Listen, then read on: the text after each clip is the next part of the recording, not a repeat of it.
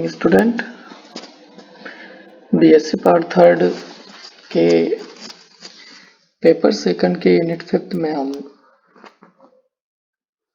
आज स्टडी करेंगे vaccination and immunisation.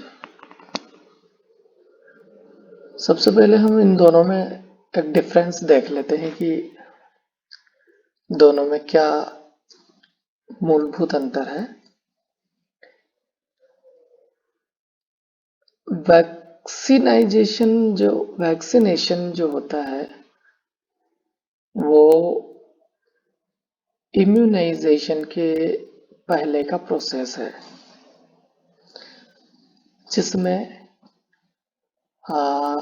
Injection के माध्यम से या ओरल वैक्सीन के माध्यम से वैक्सीन को लिया जाता है। इम्यूनाइजेशन वैक्सीनेशन के बाद स्टार्ट होने वाली प्रोसेस है, जिसमें हमारी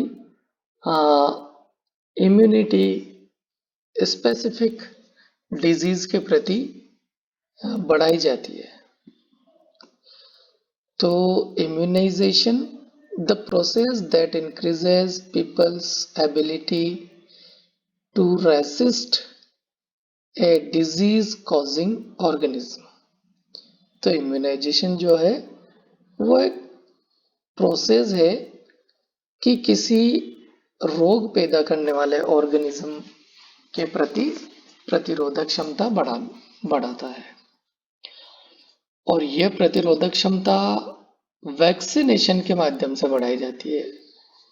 तो vaccination a method of immunization that deliberately introduce a weakened or altered form of pathogen into the body so that the body can make antibodies against the antigen, thus allowing the body to develop immunity to it। तो vaccination injection के माध्यम से corner में diagram बताया गया है, injection के माध्यम से ली जा सकती है, या जैसे ओरल पोलियो वैक्सीन ली जाती है उस प्रकार से भी ली जा सकती है, और उसके बाद बॉडी रिएक्ट करके और इम्यूनाइजेशन की प्रोसेस स्टार्ट होती है। अब सबसे पहले हम वैक्सीनेशन के बारे में स्टडी करते हैं। Vaccination is the term used for getting a vaccine. Vaccination का मीन्स कोई एक वैक्सीन लेना इंजेक्शन के माध्यम से या ओरल वैक्सीन, जैसे पोलियो की दवाई पिलाई जाती है। That is actually getting the injection और taking an oral vaccine dose. Some vaccines contain a very small dose of a live but weakened form of virus। जिंदा किंतु कमजोर वायरस वैक्सीन में हो सकता है। Some vaccine contain a very small dose of killed bacteria or small part of bacteria। कुछ vaccines में मरे हुए बैक्टीरिया भी हो सकते हैं, मारे गए बैक्टीरिया या बैक्टीरिया के स्मॉल पार्ट्स हो सकते हैं। Other vaccine contains a small dose of modified toxin produced by bacteria। कुछ वैक्सीन्स में बैक्टीरिया के द्वारा जो टॉक्सिन प्रोड्यूस किए जाते हैं वो भी हो सकते हैं। वैक्सीन में also contain either a small amount of preservative or a small amount of an antibiotic to preserve the vaccine। उसमें small amount एंटीबायोटिक का भी हो सकता है। Some vaccine may also contain a small amount of an ammonium salt which helps produce a better immune response।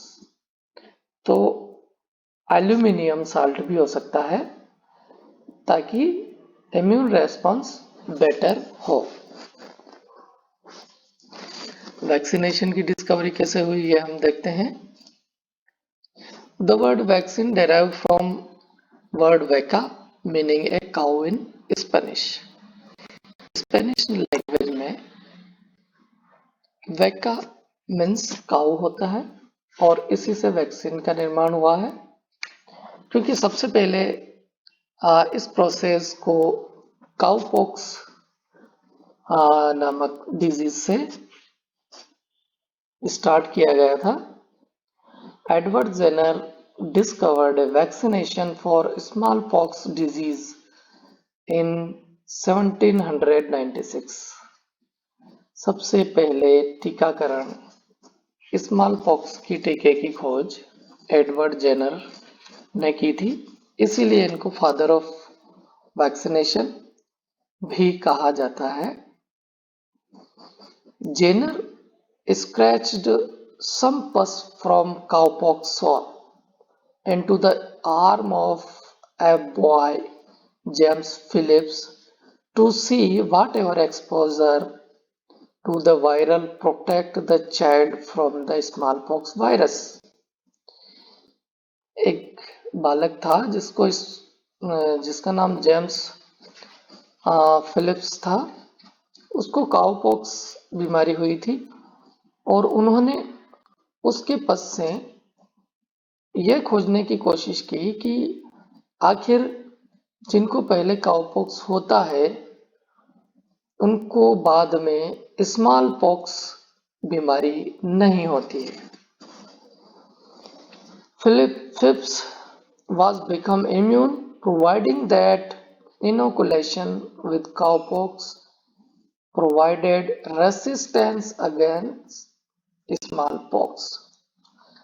तो Edward Jenner ने यह पता लगाया कि काउपॉक्स होने के पश्चात शरीर में रोगों के प्रति ऐसी प्रतिरोधक क्षमता विकसित हो जाती है जिससे वह रोगी आगे स्मॉल पॉक्स नामक खतरनाक बीमारी से संक्रमित नहीं होते हैं।